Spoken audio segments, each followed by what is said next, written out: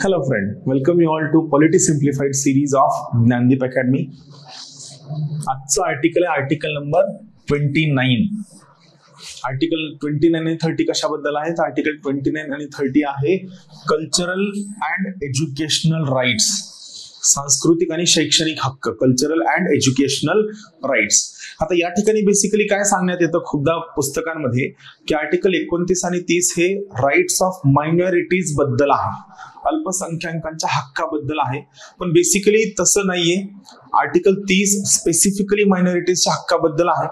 Article 29 मात्र असं नाही. आर्टिकल 29 हे minority as well as majority दोघांनाही अप्लाय होतं. परत एकदा सांगतो, आर्टिकल 30 हे स्पेसिफिकली मायनॉरिटीला अप्लाय होतं. आर्टिकल 29 मात्र minority as well as majority दोघांनाही अप्लाय होतं. कसं होतं आपण पाहूया. आर्टिकल 29 कशाबद्दल आहे? कल्चरल अँड एज्युकेशनल राईट्स बद्दल आहे. हे काय म्हणतं समजून घ्या. पहिला पॉइंट आहे protection of interest of minorities असा शब्द आहे. आता या ठिकाणी शब्द काय आहे? Any section of the citizens. दोन शब्द आहेत इथं. पहिलं काय आहे? एनी सेक्शन आणि दुसरा शब्द काय? सिटीजन्स. याचा अर्थ काय? Article 29 is applicable only to the citizens of India. पण दुसरी गोष्ट, एनी सेक्शन म्हणलं तर मला सांगा, एनी सेक्शन म्हणलं फक्त मायनॉरिटीजच येईल का? नाही.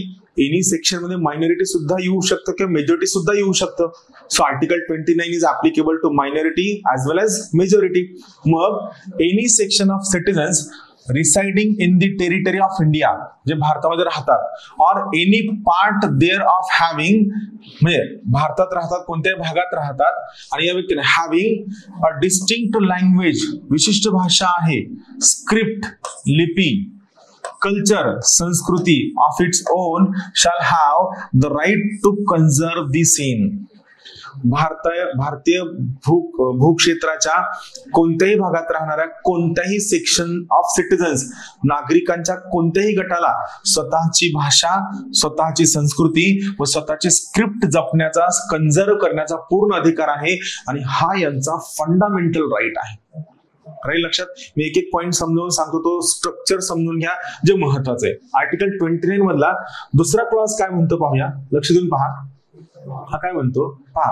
नो सिटीजन म्हणजे कोणताही नागरिक शॅल बी डिनाइड, म्हणजे कोणत्याही नागरिकाला तुम्ही नकार देऊ शकत नाहीत. कशासाठी? Shall be denied admission into any educational institution maintained by the state or receiving aid out of the state funds.